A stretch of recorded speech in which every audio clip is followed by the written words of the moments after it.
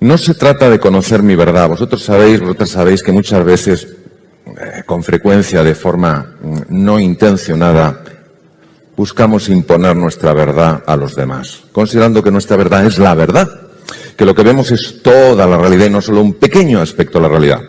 La apariencia que las personas muchas veces mostramos es una apariencia tosca, que no hace juicio a la realidad.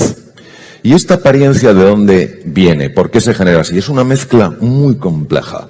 En primer lugar está la máscara. ¿Qué es la máscara? Es como yo me he de presentar ante vosotros y ante vosotras para no mostrar mis vulnerabilidades y mis fragilidades, para no mostrar mis miedos, para no mostrar mis desconfianzas, para no mostrar mis despistes, mis torpezas. Pero a veces, por más que la máscara esté actuando, observando la realidad atentamente, diciéndome, Mario, quieto, no muestres esto, ponte más serio, la espalda más recta, de vez en cuando se cuelan torpezas, se cuelan inseguridades, se cuelan miedos, se cuela la sombra, descubierta por Carl Gustav Jung en un sueño, cuando vio que algo le seguía y sintió terror. De repente se dio la vuelta y vio que lo que le seguía era su propia sombra. Pero, sin embargo, también sabemos que en la expresión que tenemos las personas a veces hay una enorme grandeza y nos sale una idea colosal, o somos especialmente creativos o especialmente bondadosos y generosos. Y eso es porque también se cuela lo más profundo que hay en el ser humano, que es hacia donde está destinado en nuestro viaje. El núcleo, el core, la esencia del ser humano, lo que nos da nuestra existencia. Si nosotros vamos abandonando un poco el pensamiento, lo cual se consigue a través de la reflexión profunda, la meditación, el silencio, del que tú nos hablabas tan bellamente, Javier, el silencio, cerrar los ojos, y empezamos a alejarnos de este diálogo incesante que a veces tenemos, esta jaula de grillos, penetramos en el núcleo de la geoda. Y en el núcleo de la geoda, que es el mundo del inconsciente, ya no hay pensamiento, solo hay una experiencia directa con la realidad, una intuición profunda de lo que eres. Y el primer estrato que nos encontramos es la sombra. ¿Qué es la sombra? Todo aquello de ti, no solo que no te gusta, sino que crees que no es aceptable y has sumergido en las profundidades de la inconsciencia porque crees que si lo muestras vas a ser rechazado. Hay una sombra, que es la sombra blanca, en la cual sumergimos incluso la alegría. Imaginaros que habéis estado en un entorno familiar cuando eres pequeñitos o un entorno escolar y vosotras vuestra alegría la mostrabais y alguien os ha dicho, aquí todo es demasiado serio. ¿Qué es eso de reírse tanto o estar tan contento? Por eso, la primera experiencia cuando se entra a través de la meditación, la reflexión o el silencio profundo es la experiencia con la sombra. No es una experiencia agradable, es entrar en el basurero. Pero ese basurero es parte de lo que somos. Nosotros no somos basura. Una ciudad con basura no puedes decir es un basurero. Tiene basura y esa basura es parte de lo que eres. Y si no lo asumes, si no lo asumimos, si lo aceptamos, va a salir por los recovecos y cuando menos te interesa, vas a decir lo que no querías decir. Y cuando menos te interesa, vas a hacer lo que no querías hacer. Pero fijaros, en el núcleo de la geoda está el ser, lo que nos da la existencia. Lo profundo, lo inefable, lo que no hay manera de describirlo con el lenguaje, pero se puede experimentar con extraordinaria profundidad. Cuando las personas somos violentas, es porque tenemos miedo y porque sufrimos. Detrás de todo acto de agresividad hay una persona que sufre y que muestra su sufrimiento, curiosamente, haciendo sufrir a los demás. No te sientas ofendido. Libérate de la necesidad de ganar. Libérate de la necesidad de tener razón. Libérate de la necesidad de sentirte superior. Libérate de la necesidad de tener más y más. Libérate de la necesidad de identificarte con tus logros. Yo soy mis logros. Yo soy mi estatus. Yo soy mis títulos académicos. Yo soy... No, tú eres mucho más que eso. Tú tienes unos títulos académicos, tú tienes una formación, tú tienes unos años, tú tienes una nacionalidad, tú eres mucho más que eso. Sé amable, pues, Platón, sé amable, pues cada persona con la que te cruzas está librando su ardua batalla. Si cada persona fuera un libro, nos daríamos cuenta de que la historia de su interior es mucho más valiosa que la portada. El opuesto al amor no es el odio. Puede serlo. Lo opuesto al amor es el miedo. Gracias.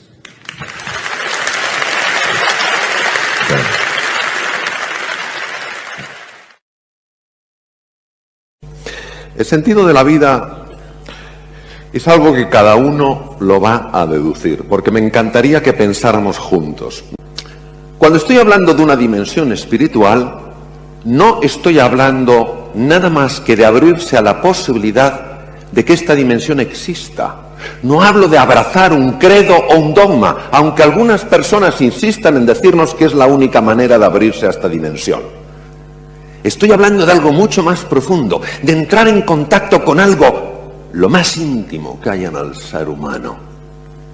Y en esta época, donde andamos todos, da la sensación, tan perdidos, una época donde sabéis que está multiplicándose el consumo de ansiolíticos y antidepresivos, los psicólogos han comentado que aumentó un 30% el número de consultas, yo me pregunto si acaso la recuperación de esta dimensión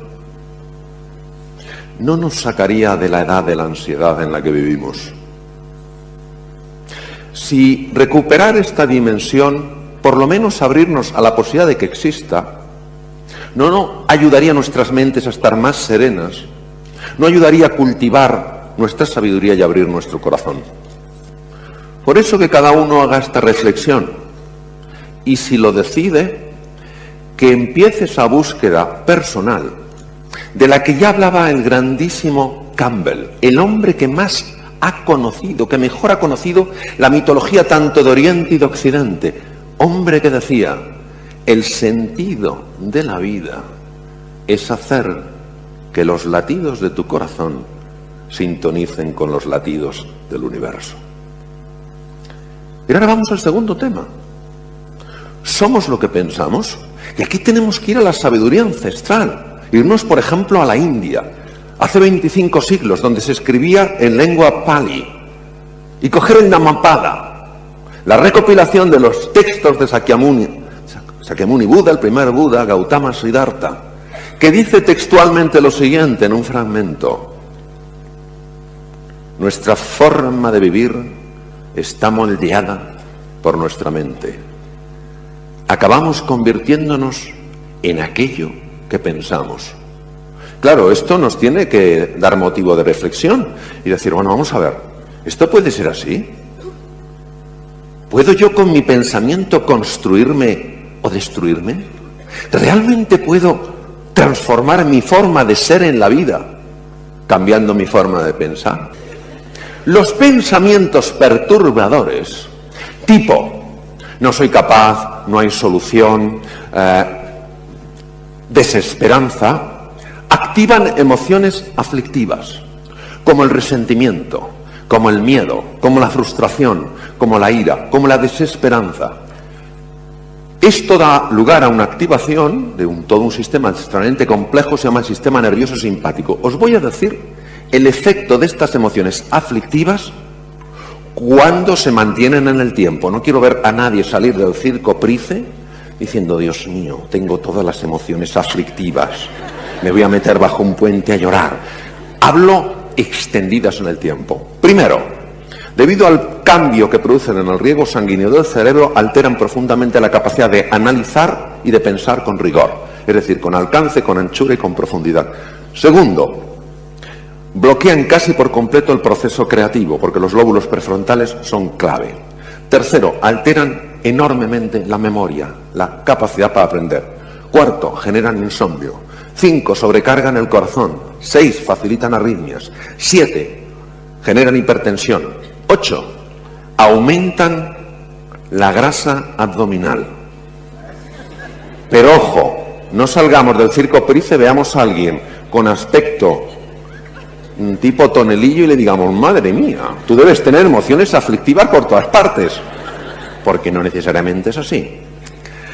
9, alteran la coagulación, aumentan la coagulación, con la posibilidad de strokes, accidentes cerebrovasculares. 10, producen úlceras pépticas, cólones irritables, gastritis crónica, reflujo gastroesofágico, producen osteoporosis, destruyen la masa muscular. Esto es muy serio. Es decir, realmente el pensar nos altera profundamente. Y veréis, todos tenemos hábitos de pensamiento, algunos de los cuales son muy negativos, que fijaos, no los vivimos como ideas, sino como creencias, como certezas absolutas. Y el gran filósofo José Ortega y Gasset decía, las ideas las tenemos, en las creencias estamos. Y estas creencias disfuncionales sobre nosotros, sobre el mundo, alteran por completo la percepción de las cosas. Es decir, acabamos viendo según pensamos. Imaginaros lo que es ponerse unas gafas oscuras, olvidarte de que te has puesto esas gafas y observar el mundo así. Hay veces que nos envuelven emociones como la ira, el resentimiento, la frustración, y las vemos tan sólidas que creemos que no podemos hacer nada, que no tenemos un camino. Es como si fuéramos espectadores en una película, en un drama, y de repente nos convirtiéramos en el personaje. No, la persona está oculta por el personaje. La persona no es el personaje. Tenemos que reinventar nuestra forma de mirarnos. Tenemos que recordar que lo más importante no es lo que está delante de nosotros ni lo que está detrás de nosotros, sino lo que está dentro de nosotros. Es un trabajo precioso, es un trabajo consistente, donde poco a poco vamos aflorando toda nuestra grandeza, todo nuestro ser. Me voy a despedir con unas palabras de Kahlil Gibran que decían: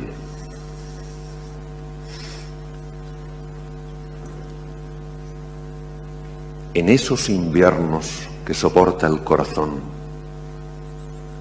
hay una primavera a punto de despertar. Detrás de la noche más oscura, siempre hay la promesa de un espléndido amanecer. Nosotros, ante los zarandeos de la vida, cuando la vida nos da por todos los sitios, podemos caer en la oscuridad de la desesperanza o abrirnos a la oscuridad del misterio, sabiendo, creyendo que aunque no lo veamos, aunque no lo comprendamos y aunque no nos guste, en la vida todo tiene un sentido. Gracias. Vamos a ver, de la zona de confort, en mi experiencia, la zona de confort tiene tal poder gravitacional que se parece a un agujero negro.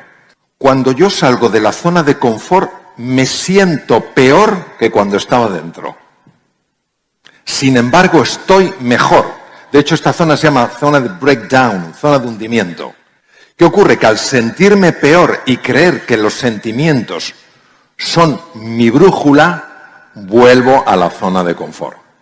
Solo las personas que se mantienen en la incomodidad, enfocados en la oportunidad, pasan de la zona de breakdown, de la zona de hundimiento, a la de breakthrough, de descubrimiento. ¿Vale? Por eso, lo más importante para mí no es el talento, sino el carácter. La capacidad de sostenerte en base a un propósito, una visión y unos valores sólidos. De la zona de confort, en mi experiencia, se sale de tres formas, dado lo potente que es. Primera, por inspiración. Tú oyes algo, tú ves algo, tú escuchas algo que te conmueve por dentro y dices, oye, puedo aspirar a una vida diferente, y sales. La segunda, por desesperación. Estás harto de estar harto. Y la tercera es porque la vida, en su infinita sabiduría y amor, te saca para que crezcas. Y aquí es donde tienes que fiarte realmente de que el universo no es azaroso, sino que está basado en la conciencia y el amor infinitos. Y que si eso te ha pasado, no te ha pasado porque sí. No busques el por qué, sino el para qué. Lo que pasa es que muchas veces nosotros queremos influir en otros cuando no estamos influyendo en nosotros mismos. Y queremos que la otra persona se atreva cuando nosotros no nos atrevemos. Y al final lo único que mueve es el ejemplo. Porque Porque el ejemplo no depende de lo que dices, sino de cómo vives. Y por eso el trabajo fundamental es el trabajo interior. Porque si yo comunico desde una forma nueva de ser y de estar, mi comunicación llega al corazón. Si yo hablo desde el concepto, no puede pasar de la cabeza. O sea, al final, en lo pequeño es trabajar para aflorar tu grandeza.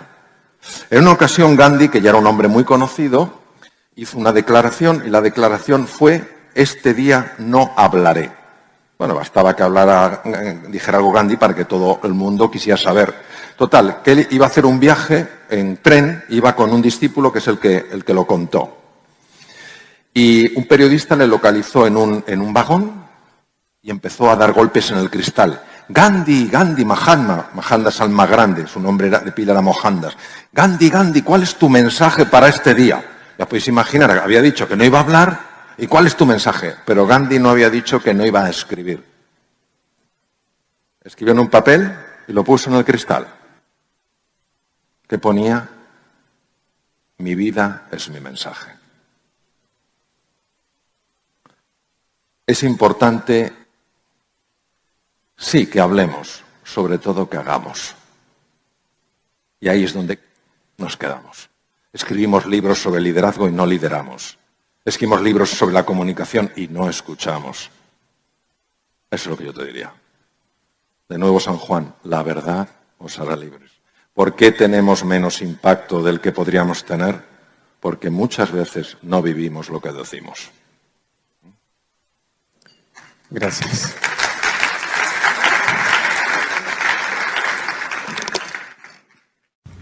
Queridos amigos, ¿sabéis lo que nos pasa? Que nos acostumbramos a vivir en lo que se llama la zona de confort, porque nos da una idea de seguridad, de que controlamos, de que eso es predecible, es nuestro status quo. Y cuando por necesidad, o cuando porque alguien nos inspira, un libro, un ejemplo,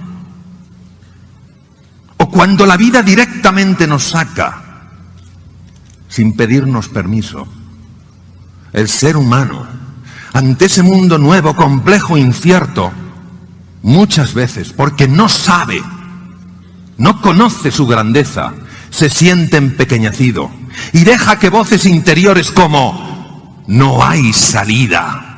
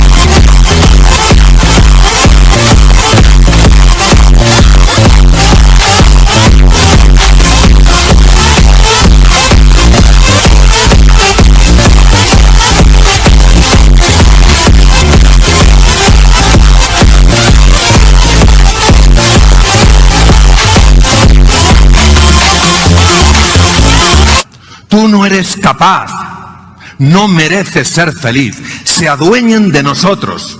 ¿Sabéis que se ha demostrado con técnicas modernas de radioinmunoensayo y neuroimagen que cuando nos hablamos de esa manera, la sangre se llena de cortisol y el cerebro de glutamato?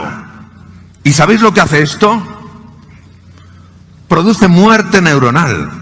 Hace que pensemos con poca claridad, nos volvemos irascibles o nos bloqueamos. Paraliza el sistema digestivo, produce digestiones pesadas, úlceras, subida de ácido, colon irritable. Bloquea el sistema de defensa del cuerpo, los leucocitos o glóbulos blancos, los macrófagos, los linfocitos CD4, los natural asesinos, NK. Todo eso lo bloquea.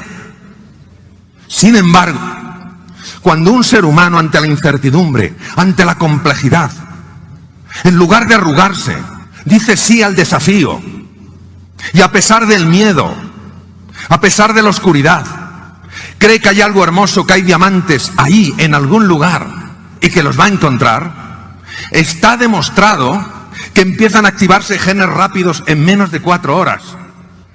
Aparecen nuevas conexiones neuronales, las espinas dendríticas del profesor Cajal, que las descubrió hace tanto tiempo, empiezan a proliferar. Neuronas conectan como nosotros hemos conectado hoy con esas madejas tan preciosas. Comparten más información, nos volvemos seres más inteligentes.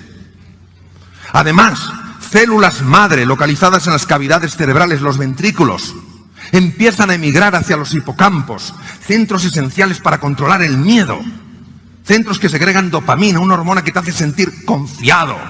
Aprendes deprisa, fenómeno llamado neurogénesis. Hay un aumento en el riego sanguíneo de la parte anterior del cerebro, del área prefrontal. Piensas con más claridad, tomas mejores decisiones, eres más creativo porque ves más. Por eso es tan importante que salgamos de esa zona de confort, poquito a poco. ¿Cuál es el paso más pequeño que me atrevo a dar? Y entremos en la zona del coraje, en la zona del valor. Porque es ahí cuando afloran nuestros talentos, cuando se despiertan energías dormidas, cuando descubrimos la grandeza que hay dentro de nosotros. Cuanto más complejo sea el entorno, cuanto más incierto sea el contexto, más importante es que creemos una visión ilusionante. A finales del siglo XIX, nació una niña en Tuscumbia, Alabama. A los 16 meses de edad se quedó ciega, muda y sorda por una meningoencefalitis.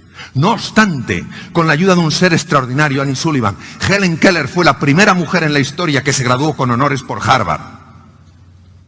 En una ocasión, un periodista le dijo: señorita Keller, ¿hay algo peor que no poder ver? Y ella dijo: sí, peor poder ver y no tener una visión. Porque cómo ves tu futuro determina cómo vives tu presente. Por eso, con todo el cariño, os quiero transmitir lo siguiente. Las ideas son claves, sobre todo cuando se convierten en ideales. El ideal de una vida, el aceptar los riesgos, porque es donde los seres humanos crecemos y evolucionamos. El decir sí a los desafíos y a pesar del dolor, a pesar de la confusión, a pesar de la frustración, tener siempre una imagen de grandeza, de plenitud. Porque lo que nosotros hagamos con nuestra vida puede convertirse en 2 cosas: un aviso o un ejemplo. Hacer de vuestra vida eso que ya sois, un ejemplo de grandeza. Gracias.